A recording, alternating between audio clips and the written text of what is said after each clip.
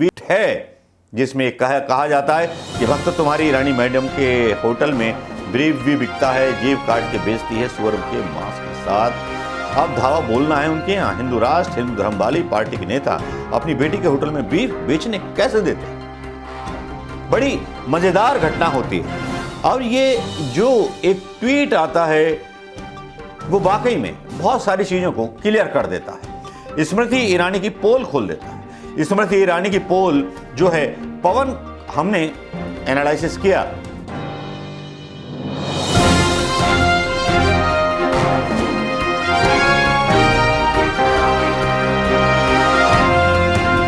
दोस्तों नमस्कार, मैं मनोज कुमार शर्मा आजाद हिंद आवाज न्यूज के लिए आपके बीच में एक बार फिर स्मृति ईरानी अपना पीछा छोड़ाने की कोशिश कर रही है, लेकिन सोशल मीडिया है कि मानता ही नहीं कि पीछा छोड़ने का नाम नहीं लेता। जहां स्मृति ईरानी एक तरफ कांग्रेस के नेताओं को नोटिस भेजती है, लीगल नोटिस भेजती हैं, उसी तरफ से सच को झूठ साबित करने की कोशिशें भारतीय जनता पार्टी का जो स्वभाव है शुरू हो जाती हैं। और शुरू इसलिए भी हो जाती हैं क्योंकि इससे ज्यादा बेशर्म पार्टी और इससे ज्यादा बेशर्म नेता किसी भी पार्टी में नहीं मिलेंगे।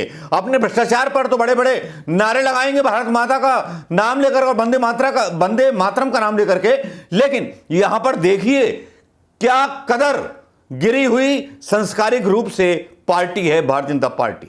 मैं आज यही बात बता देना चाहता हूं उन भक्तों को जिनकी आंख ना खुली हो, जिनके बाप ने उनके दिमाग में गोबर भरा हो। आज सच्चाई जब सामने आती है, जब एक जैसे ट्विटर पर डाले जाते हैं, ट्विटर पर बदनाम करने के लिए दो अधेड़ व्यक्तियों के लिए, जी हां एक जैसी भाषा होती है। बीजेपी दिल्ली लिखती है दो अधेड़ उम्र के पुरुषों ने एक 18 साल की लड़की की इज्जत की धज्जियां उड़ाते हुए दुस्साहस किया है।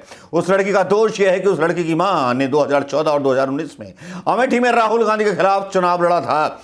बस ये कॉपी पेस्ट करके डाले हुए जो हैं ट्विटर पर जो हैं शब्द हैं कि सहानुभूति मिल जाएगी, सहानुभूति पैदा कर दी जाएगी उस क्राइम के लिए, गाय का मांस परसने के लिए, सुअर का मांस परसने के लिए, पोर्क का मांस बरसने के लिए, जबकि अपनी हर चीज को जो झूठी होती है, गलत होती है, सच दिखाने की काबिलियत तो केवल भारतीय जनता पार्टी के अंदर है और कांग्रेस अपना सच नहीं दिखा सकती। यही फर्क है भारतीय जनता पार्टी में और कांग्रेस में।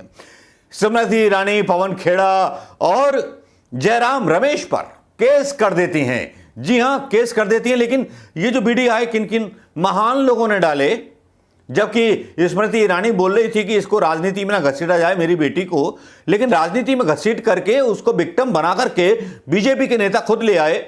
ब्रजेश राय लिखते हैं same thing, RP Singh national spoke person same thing लिखते हैं। वही दो अधेड़ वाली कहानी।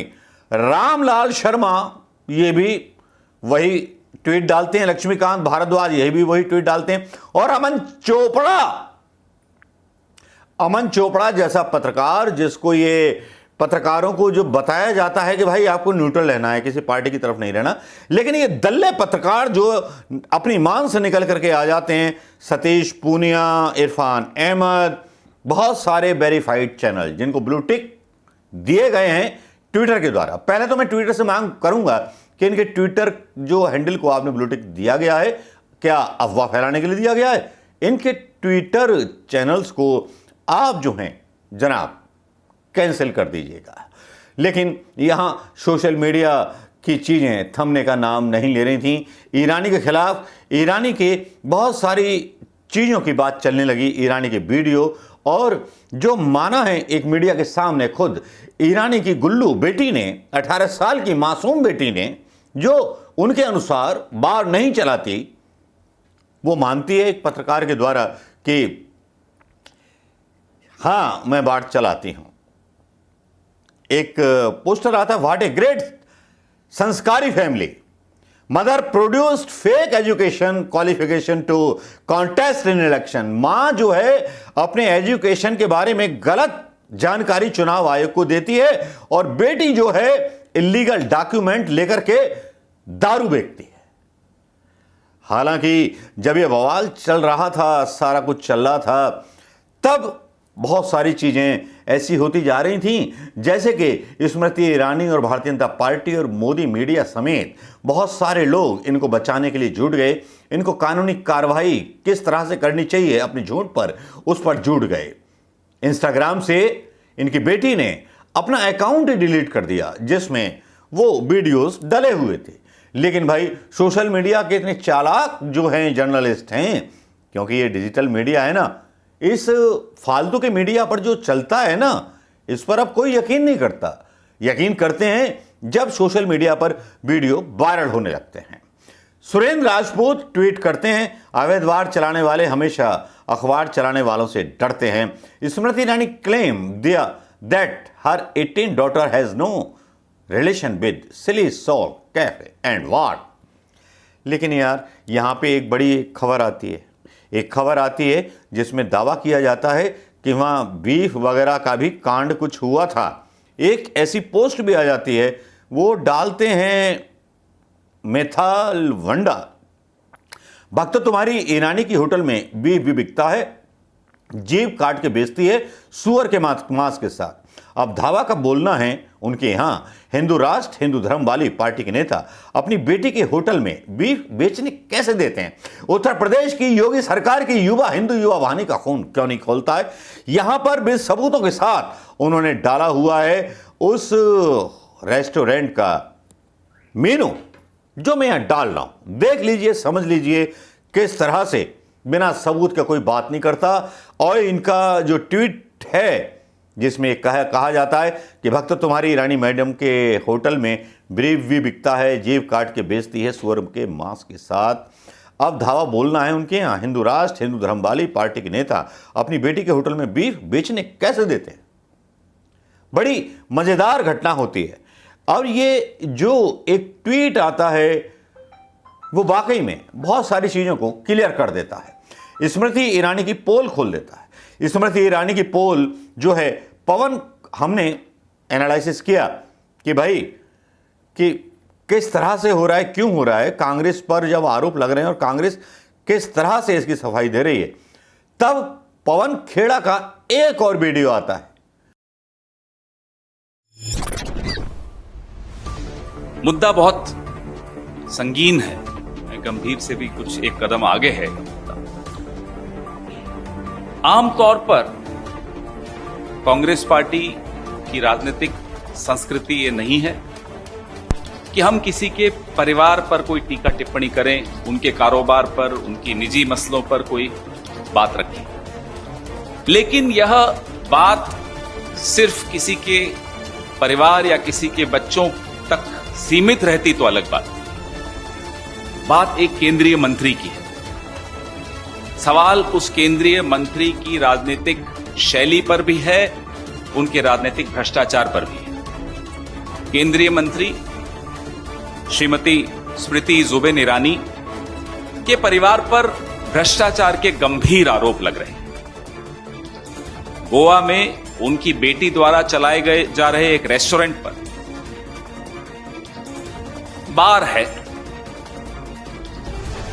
वैसे तो क्योंकि स्मृति ईरानी जी जिस पार्टी से आती हैं उसकी राजनीतिक संस्कृति के हिसाब से तो शायद वो बार भी बड़ा संस्कारी बार होगा, उस पर टिप्पणी न करें तो अच्छा है। चलिए आगे चलते हैं। उस पर एक फर्जी लाइसेंस लेने का आरोप है। वो लाइसेंस एक ऐसे व्यक्ति के नाम पर है जिनका देहांत मई 2021 में हुआ और लाइसेंस जून 2022 में एक ऐसे व्यक्ति के नाम पर लिया गया जिसकी मौत हुए 1 साल 1 महीना हो चुका। 13 महीने पहले जिसका देहांत हो गया हो उसके नाम पर गोवा में स्मृति ईरानी जी की सुपुत्री, मैं उनका नाम नहीं लूंगा क्योंकि जैसा कि मैंने कहा वो राजनीति में नहीं है, उन पर टिप्पणी नहीं करूंगा, लेकिन स्मृति ईरानी जी की पुत्री ने वो लाइसेंस लिया। गैरकानूनी काम यहां शुरू हुआ है, यहां रुक नहीं गया। एक मृत व्यक्ति के नाम पे आप लाइसेंस ले लेते हो, उस व्यक्ति की मौत हुए 13 महीने हो चुके हैं और गोवा के कानून के हिसाब से एक रेस्टोरेंट को एक लाइसेंस मिल सकता है बार का। तो दूसरा गैर कानूनी काम क्या हुआ? इस रेस्टोरेंट को, जी नहीं, उसका नाम कोई तुलसी संस्कारी बार नहीं है, उसका नाम है सिली सोल्स बार। इस रेस्टोरेंट को 2 लाइसेंस मिले। यह दूसरा गैरकानूनी काम हुआ। और तीसरा गैरकानूनी काम क्या हुआ है? किसी भी ऐसे प्रेमिसेस को लाइसेंस देने से पहले यह आवश्यक है कि वो रेस्टोरेंट के तौर पे रजिस्टर्ड है, उसको रेस्टोरेंट का लाइसेंस मिला हुआ हो। तीसरा गैरकानूनी काम यह है कि इस रेस्टोरेंट को रेस्टोरेंट चलाने का लाइसेंस नहीं मिला हुआ। 3 गैरकानूनी काम कैसे संभव हो सकते हैं? क्या मैं और आप ऐसा काम कर सकते हैं या करने की सोच भी सकते हैं? हैरानी की बात यह है कि जो आपके समर्थक हैं, उनके बच्चे तो लुलु मॉल का गेम खेलें, हनुमान चालीसा और नमाज की लड़ाई लड़ें। आपके बच्चे या तो विदेशों में पढ़ें, अच्छी बात है, पढ़ना चाहिए, या आपके बच्चे आपकी प्रोटेक्शन, आपकी पेट्रनेज, आपके आशीर्वाद के चलते इस तरह के गैर कानूनी काम करें और सारे कानून तोड़ दें। हम स्मृति ईरानी जी से कुछ जवाब मांगना चाहते हैं। उनकी जानकारी के बगैर जिस आबकारी आयुक्त ने, जिस एक्साइज कमिश्नर ने इस गैर कानूनी रेस्टोरेंट को, बार को नोटिस दिया, अब उसकी ट्रांसफर की भी तैयारी शुरू हो चुकी। क्या यह स्मृति ईरानी जी के हस्तक्षेप के बिना हो रहा है? क्या उनके प्रभाव के बिना हो रहा है? क्या यह लाइसेंस उनके प्रभाव के बिना मिला? क्या यह कानून उनके प्रभाव के बिना तोड़ा गया? और आज सुबह हमारे जयराम रमेश जी को सूचना मिली, आज सुबह एक बड़ी विवादास्पद सिक्योरिटी फोर्स है, थंडर फोर्स सिक्योरिटी, उसके बाउंसर्स सुबह से ही उस बार और रेस्टोरेंट, गैर कानूनी बार और गैर कानूनी रेस्टोरेंट के आसपास घूम रहे हैं कि कहीं कोई पत्रकार नहीं आ जाए। तो आप लोग तो बड़ा ध्यान रखिएगा वहां जाने से पहले, बाउंसर्स घूम रहे हैं। स्मृति ईरानी जी, हम आपसे यह जानना चाहते हैं, यह धांधली किसके इशारे पर हो रही है? कौन आशीर्वाद दे रहा है इस धांधली? किसका प्रभाव इस्तेमाल हो रहा है? इन अवैध कार्यों को अंजाम देने के पीछे कौन है? जो स्मृति ईरानी कल तक राहुल गांधी जी और सोनिया गांधी जी को लेकर तरह तरह के सवाल पूछ रही थी, हम उनसे जानना चाहते हैं कि ये बार वालों को अखबार चलाने वालों से क्या दिक्कत है? हम तो अखबार चला रहे हैं, उसमें आपको दिक्कत है, और आप गैर कानूनी रूप से बार चला रहे हैं और हम सवाल नहीं पूछें, यह संभव नहीं। सत्ता बल का प्रभाव इस फर्जीवाड़े को छिपाने का भी पूरा इंतजाम करके बैठा। जैसा मैंने आपको बताया कि जो निर्भीक अफसर, that brave officer, the excise commissioner, who mustered up the courage to give a notice to this illegal bar and restaurant, is being hounded today. You do not be surprised if he gets transferred or gets shunted out today. That's the level of corruption, that's the level of shamelessness, that's the level of brazen arrogance of this government, represented by Smriti Zubin Irani, one of the most favorite ministers of the Prime Minister. हम प्रधानमंत्री जी आपसे भी यह मांग करते हैं। आपकी तो मैंने सुना याददाश्त बड़ी अच्छी है प्रधानमंत्री जी, आपको तो याद होगा 12 दिसंबर 2004 को सूरत में स्मृति जुबिन ईरानी ने उस वक्त के गुजरात के मुख्यमंत्री का इस्तीफा मांगा था। याद नहीं है तो मैं याद दिला दूं प्रधानमंत्री जी। आज हम आपसे यह मांग करते हैं प्रधानमंत्री जी कि स्मृति जुबिन ईरानी को तुरंत प्रभाव से मंत्रिमंडल से बर्खास्त किया जाए। You ओwe it to this country, you owe it to the youth of this country. You cannot mislead the youth of this country to play Lulu Mall while your own children indulge into such illegal activities thanks to the patronage provided by you, Smriti Zubin Irani.